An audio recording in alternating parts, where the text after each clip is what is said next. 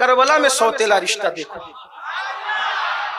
सदियों के सौतेले मशकूक रिश्ते को तवज्जो करना, सदियों के मशकूक सौतेले रिश्ते को इमाम हुसैन ने इतना मोतेवर बना दिया कि कल तक लोग सौतेला भाई कहने में शर्माते थे, करबला के बाद कहते मैं सौतेला भाई हूं, क्योंकि सौतेले भाई का नाम अब्बास हुआ करता है।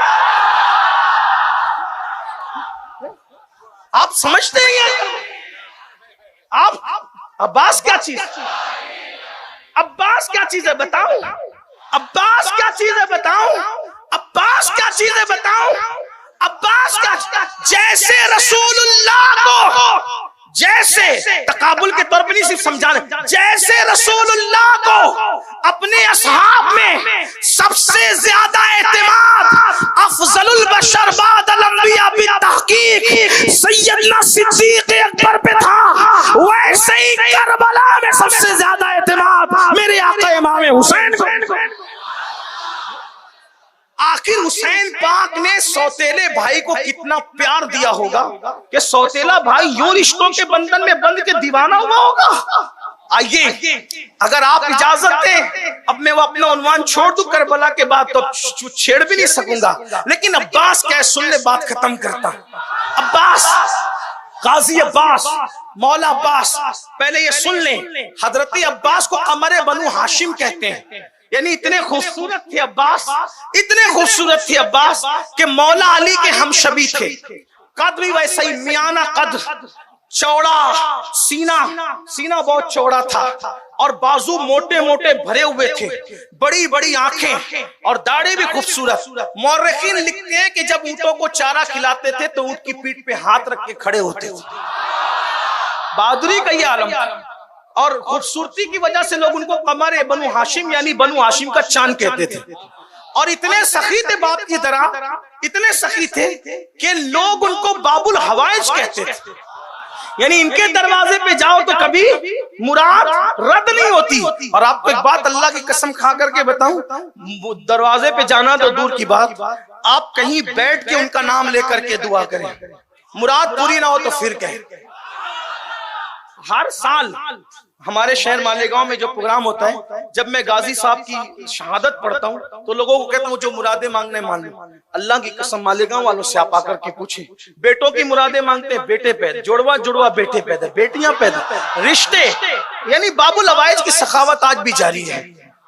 तो कैसे है अब्बास बताऊं आप, सौतेले भाई क्या मोतेबर किया रिश्ते को। एक सौतेला भाई उधर है, कुत्ते के आगे रोटी डाल दी, पानी जमीन पे फेंका, मार पीट कर कुएं में डाल। लेकिन इमाम अली याद रखना, मोहब्बतें वसूल करने के लिए मोहब्बतें देनी पड़ती है। आप ये ना समझे कि गाजी अब्बास जो इतनी मोहब्बत करे, बिल्कुल कर रहे मोहब्बत, लेकिन इमाम हुसैन का क्या रवैया रहा होगा सौतेले भाई के साथ कि भाई ने इतनी मोहब्बत की, इतना प्यार किया, इतनी मोहब्बत की कि पूरी जिंदगी कभी भैया नहीं कहा, कभी भैया नहीं कहा, हमेशा आका कहा, मौला का। खुशी के मौके पे इमाम हुसैन ने हाथ पकड़ पकड़ के कहा आज खुशी का मौका, आज तो भाई कह दे। नहीं, मैं भाई नहीं कह सकता आपको। क्यों? क्योंकि आपकी अम्मी और मेरी अम्मी में फर्क है, बाप एक है। आपकी अम्मी बिनते पैगंबर है, मेरी अम्मी कनीजे पैगंबर है। कनीज का बेटा आकाजादी को भाई कैसे कह सकता है? मैं कहता हूँ काश अगर लोगों को अब्बास की ये फिक्र मिल जाए, लोग कितने हिम्मत वाले हैं दुनिया में कि लोग नबी को भाई कहना चाहिए। लोगों को पता तो होना चाहिए वफा के कुछ उसूल होते हैं, सबको भाई की सफ में नहीं खड़ा किया जाता, अदब के कुछ तकाजे होते हैं। अगर औलाद आदम की वजह से सभी भाई हैं तो फिर अपने अब्बा को भी भाई कहा जा सकता है, लेकिन कोई ये जुर्रत नहीं करता। अदब के तकाजे होते हैं, वफा के तकाजे होते हैं। अल्लाह अकबर। तो क्या हुआ, गाजी अब्बास मैदान करबला, 9वीं मुहर्रम गुजर चुकी, मुहर्रम की 10वीं शब है, 10वीं शब है। इमाम अली मकाम मोहलत लेते हैं। शायद आपने सुना होगा, बहुत सुना होगा, बार बार सुना होगा, लेकिन अल्लाह वालों के वाकयात, अल्लाह के लश्करों में से एक लश्कर है और अल्लाह वालों के वाकयात सुनने से दिल जिंदा होता है। हाँ। और ये अल्लाह वाले नहीं तो फिर अल्लाह वाले है कौन? हैं? जिनके घर में आयतें उतरी यही अल्लाह वाले, जिनके लिए आयत तथीर उतरी। बहरहाल तो 9 मुहर्रम गुजर चुकी, 10वीं शब आ चुकी। इमाम अली मकाम ने सारे जवानों को, आवान व अंसार को खेमे में जमा किया और जमा करने के बाद इमाम ने एक तकरीर की। देखो ये लोग मेरे खून के प्यासे हैं, ये लोग मेरे, अगर मुझे ये मार डालेंगे इनका कलेजा ठंडा हो जाएगा, क्योंकि यजीद को खतरा है तो मेरी जात से कि जब तक मैं रहूंगा वो अपना मंसूबा दिन मिटाने का पूरा नहीं कर सकता, इसलिए उसको खतरा मुझसे, वो मुझे मार डाले, मेरे बच्चों को भी नहीं वो कुछ करेगा, मेरे घर वालों को भी कुछ नहीं करेगा। एक काम करो, तुम सब लोगों को मैं इजाजत देता हूँ, इजाजत है, एक एक मेरे आवान व अंसार में से एक एक मेरे रिश्तेदार का हाथ पकड़े और यहाँ से निकलकर चला जाए, किसी देहात में चले जाओ, गांव में चले जाओ, और मैं तुमसे कोई मुआखजा नहीं करूंगा, मैं खुद इजाजत दे रहा हूँ, सब जाओ। अब सुना तो सब रोने लगे, क्योंकि वो वफादार लोग थे। इमाम हसन बसरी कहते हैं करबला में जो 72 थे वो अपने दौर के सबसे बेहतर थे। इमाम हसन बसरी का कौल है, जो 72 थे करबला में वो अपने दौर के सबसे बेहतर थे, अल्लाह ने उनका इंतखाब किया। तो आपने कहा कि चले जाओ, वो रोने लगे। इमाम ने कहा एक काम करो, चिराग जल रहा है, तुम मुझे देख रहे हो, मैं तुम्हें देख रहा हूं, इसलिए तुम्हें शर्म आएगी जाने में, मैं चिराग बुझा देता हूं। चिराग बुझा दिया, फरमाया जिसको जाना है चला जाए, अब तो चिराग भी नहीं जल रहा, मैं किसी को नहीं देख रहा, मजीद अगर किसी को ख्याल है कि मैं उसका साया भी देख लूं तो मैं आंखें भी बंद कर लेता हूं, लेकिन चले जाओ, इजाजत है, अपनी जान ना गवाओ मेरे लिए, चले जाओ, ये मुझे देखेंगे पाएंगे, तुम्हारा पीछा नहीं करेंगे। बहुत देर तक इमाम खामोश बैठे रहे, पूरे खेमे में सिसकियां सिसकियां सिसकियों की आवाज बुलंद। 72 में से कोई एक भी तो जा सकता था, मुमकिन था कोई एक भी जा। जब बद्र से लोग चले गए तो करबला से क्यों ना जाते? आपको नहीं पता, बद्र से में निकले थे, बद्र के लिए निकले थे, लेकिन आपको पता होना चाहिए कि अब्दुल्ला इब्ने उबई अपने आदमियों को वरगला के लेके चला गया। ओहद में निकले थे 1300 लोगों को अब्दुल्ला इब्ने उबई वरगला के लेके चला गया। मैं तो नाम पेश कर रहा हूँ, आप तारीख में जाकर सियर में जाके उठाएं, इब्ने उबई ले गया। जो हुजूर का साथ छोड़ के लोग जा सकते हैं, अब्दुल्ला इब्ने उबई की जमात के लोग, तो इमाम अली मकाम का साथ छोड़कर कोई एक भी तो जा सकता था। आपने देर तक के सिसकियों की रोने की आवाज सुनी और फिर बहुत देर गुजरी तो चिराग तो खुद ही बैठे बैठे बुझा दिया था, लेकिन चिराग अब जलवाने की बारी आई।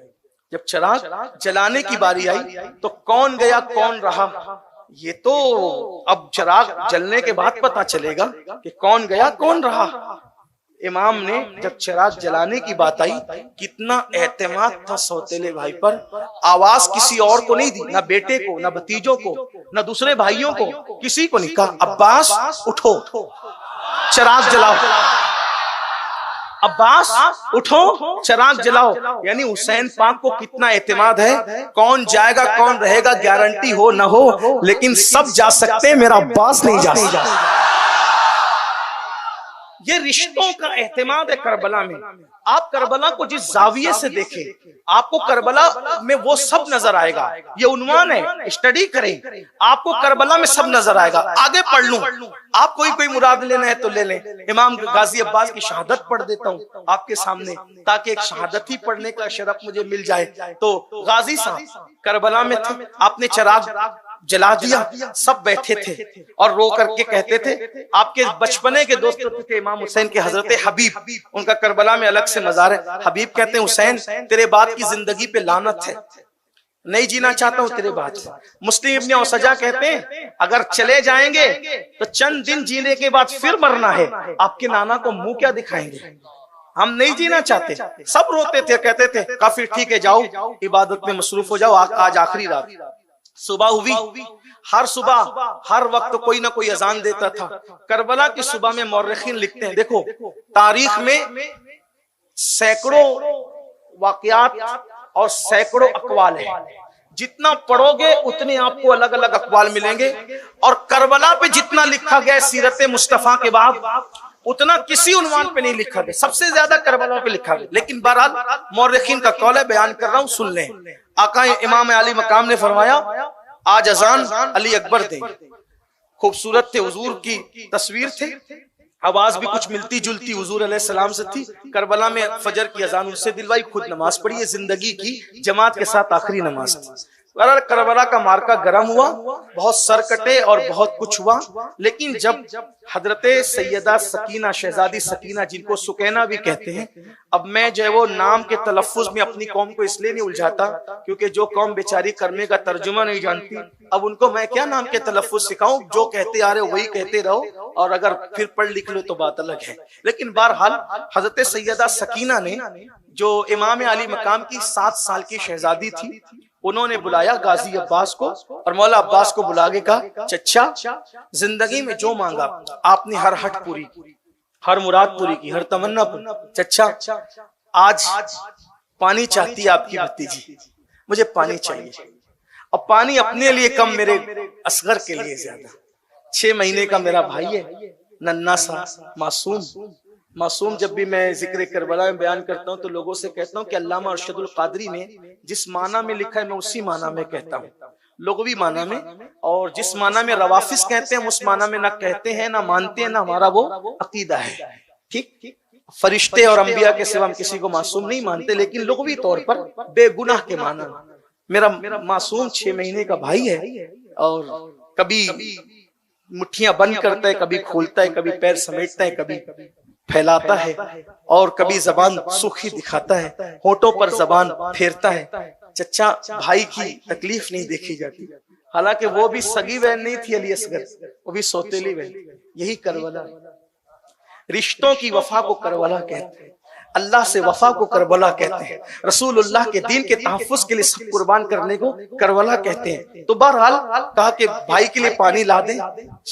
गाजी अब्बास ने मशकीजा उठाया, कंधे पे डाला, और कंधे पे डालकर चले मैदान। कई किताबों का इतने मजमुआ निचोड़ कर पेश कर रहा हूँ, कई किताबों का इतने मजमुआ, उसमें सदुल फाजिल रहमा की सवाने करबला है, मुफ्ती जलालुद्दीन अमजदी साहब की खुतबात मुहर्रम है, अल्लामा हसन रजा बरेलवी की आईने क़यामत है, इसी तरीके से और भी शामे करबला, बहुत सी किताबें और भी उनका इतने मजमुआ। बस बात खत्म करने लगा हूं, मुझे पता है टाइम मुकम्मल हो रहा है। अच्छा ठीक, माशा नवाजिश, अच्छा माशा, बहुत दुरूद शरीफ पढ़ लें, दुरूद शरीफ पढ़ने इतने लोग हैं, इतने दुरूद हुजूर की बारगाह में पेश हो जाए। अल्लाहुम्मा सल्ली अला सय्यदिना व मौलाना मुहम्मदिन मादिनिल जूदी वल करम व आलिहि व सहबिहि व बारिक व सल्लिम सलातन व सलामन अलैका या रसूल अल्लाह। मशकीज़ा उठाया, कंधे पे रखा, और कंधे पे रख के मौला हुसैन के पास आए, मौला फुरात पे जाने की इजाजत दी।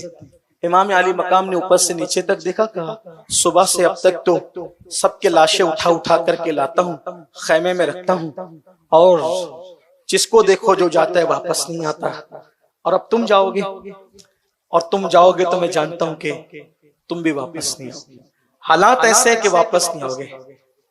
गाजी ने कहा, मेरे आका शहजादी सकीना का हुक्म है, मैं नहीं टाल सकता।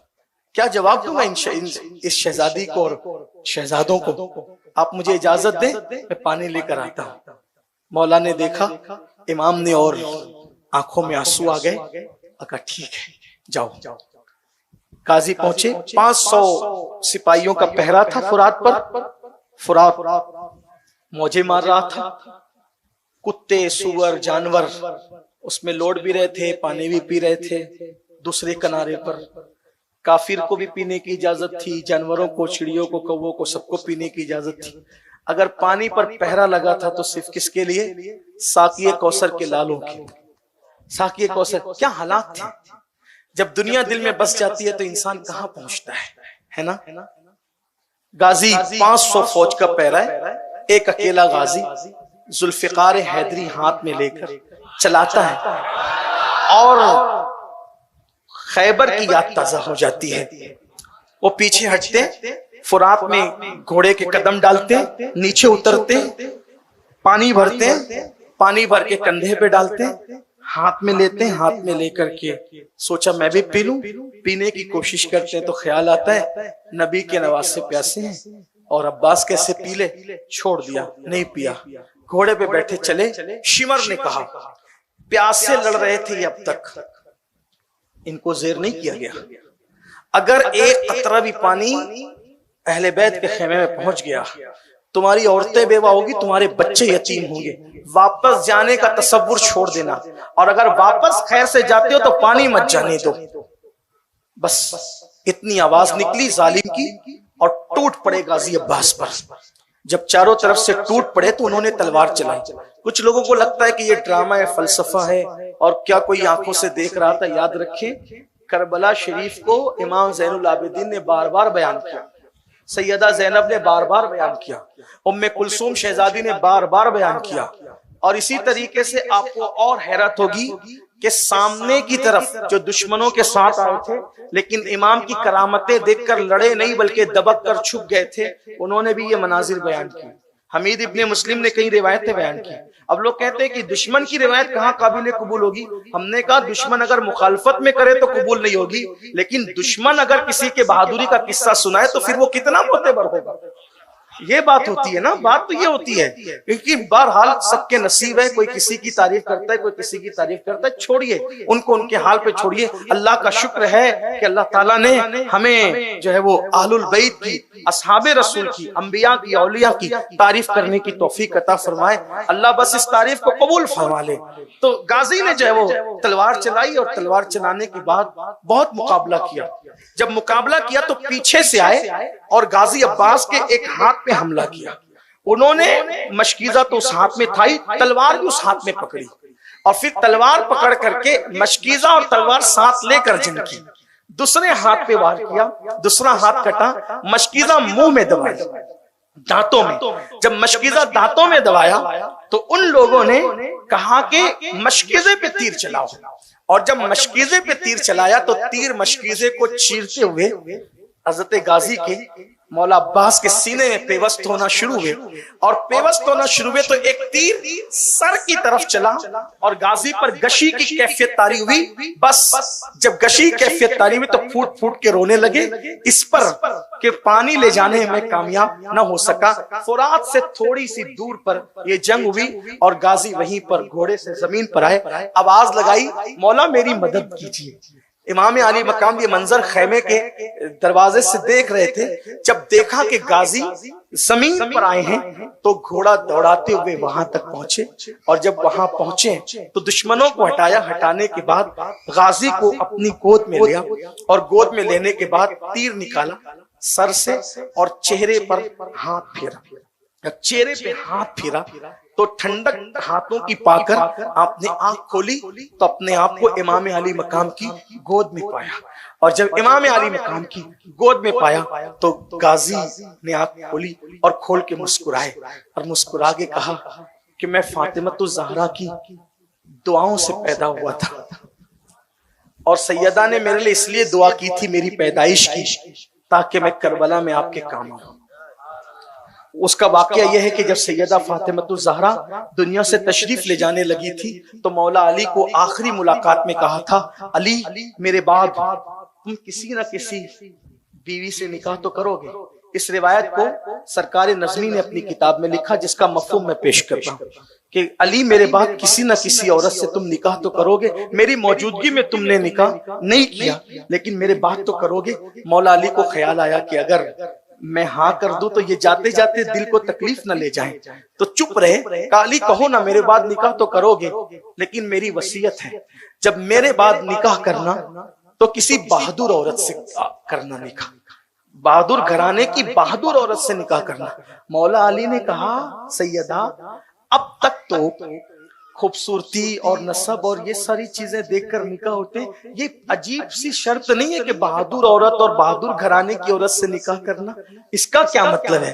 तो तब सैयदा ने कहा, मौला अली से मेरे सरताज, जब मेरा हुसैन करबला में होगा मैं भी ना रहूंगी, आप भी ना रहेंगे, हसन भी ना रहेंगे, बहादुर औरत और बहादुर घराने की औरत से निकाह करोगे तो अल्लाह उसको बेटे देगा और उसके बेटे भी बहादुर होंगे और बहादुर बेटे करबला में मेरे हुसैन की मदद करेंगे, इसलिए बहादुर से निकाह। तो मौला अब्बास ने कहा, इमाम अली मकाम से, मौला आपकी अम्मी की दुआ से मैं, सैयदा की दुआ का नतीजा हूं मैं, और उन्होंने इसीलिए हमारे लिए दुआ की थी कि हम आपके काम आए, आप हमसे खुश हैं, राजी है मौला? इमाम ने कहा, रो कर कहा, हम राजी हैं, मेरी कुछ वसीयतें हैं मौला, उसको सुन लें। क्या वसीयत है? आप जो भी शहीद होता है उसका लाशा आप लेकर जाते खैमे में रखते हैं, लेकिन मेरी वसीयत यह है कि मेरा लाशा आप यहीं छोड़कर जाएंगे, खैमे में मत ले जाना मेरा लाशा। दुश्मन के नरगे में अब्बास में तुम्हें छोड़ के चला जाऊं तुम्हारे लाशे को?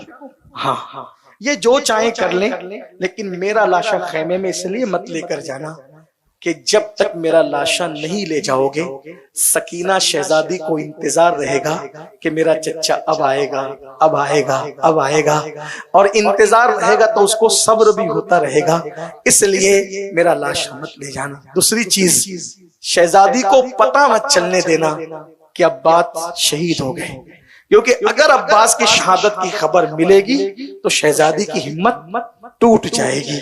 बस इतनी मौला मेरी गुजारिश है।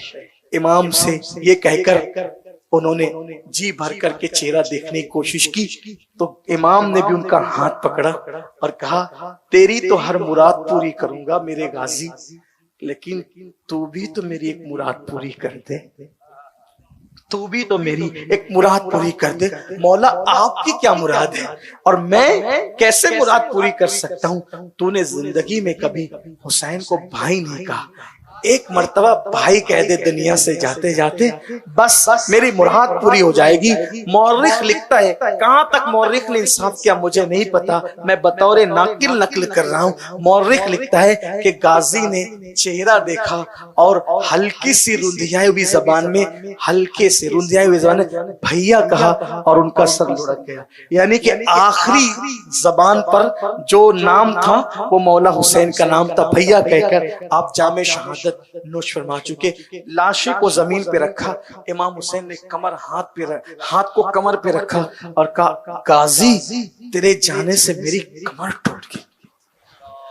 बेटे की शहादत पर भी ये बात नहीं की, बेटे की शहादत और सौतेले भाई की शहादत में के तेरे जाने से मेरी कमर टूट गई। अब्बास तेरे बाद जीना भी क्या जीना है। ये थी मोहब्बतें और ये थे। इसीलिए आप देखेंगे कि गाजी अब्बास का जो मजार है वो आपको अलग नजर आएगा, बाकी सब मजारात एक साथ एक कुब्बे में, बाकी अलग नजर आएगा। जब ये सब शहादतें हो गई, सब शहीद हो गए, इमाम शहीद हो गए, अली अकबर सब शहीद हो गए, तो आपकी शहादत के बाद, इमाम अली मकाम की शहादत के बाद हमारे बुजुर्गों ने लिखा, इमाम हुसैन के जिस्म अतहर से यजीदियों ने कपड़े भी निकाले, सारी जो लाशें खैमे में पड़ी थी उनको उठा करके मैदान में लाए, सबकी गर्दनें अलग अलग की और एक एक लाश पर 10-10 घोड़े मुकर्रर किए और 10-10 घोड़ों से एक एक की लाश रौंदी।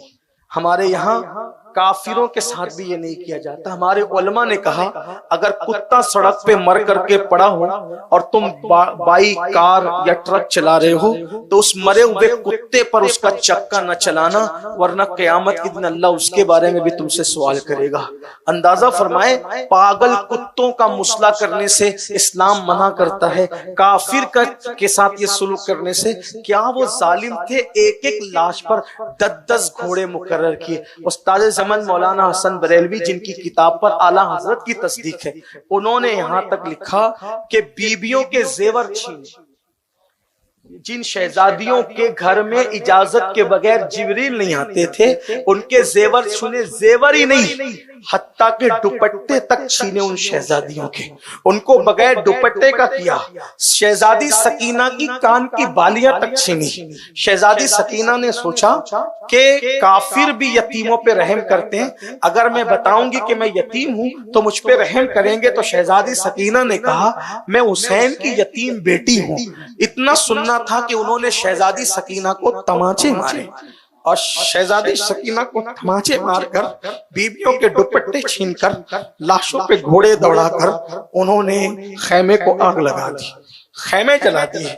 खैमे जलाए तो हमीद बिन मुस्लिम कहता है, वो यजीदियों के लश्कर में था, कहता है एक औरत थी ऊंचे कद की, वो कभी आग पे चल के खेमों में जाती और कभी आग पे चल के खेमे से बाहर आती।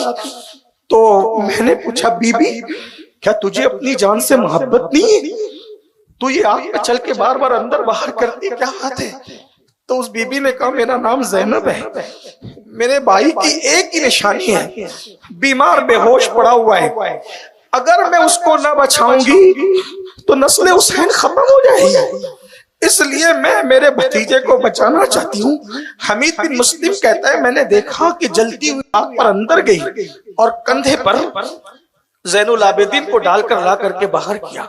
ये सैयदा ज़ैनब का एहसान सैयद कभी भूल नहीं सकते, क्योंकि ज़ैनब एक ज़ैनुल आबिदीन को कंधे पे नहीं उठा रही है। मोहम्मद बाकिर भी है, जाफर सादिक भी हैं, मूसा काजिम भी हैं, अली रजा भी हैं, तकी भी हैं, नकी भी हैं, बल्कि इमाम महदी तक जितने हसनी हुसैनी सैयद हैं सब पुश्ते ज़ैनुल आबिदीन में मौजूद है। एक ज़ैनुल आबिदीन की जिंदगी बचाकर ज़ैनब ने क़यामत तक की नस्ल हुसैन की तहफ़्फ़ुज़ का सामान किया है।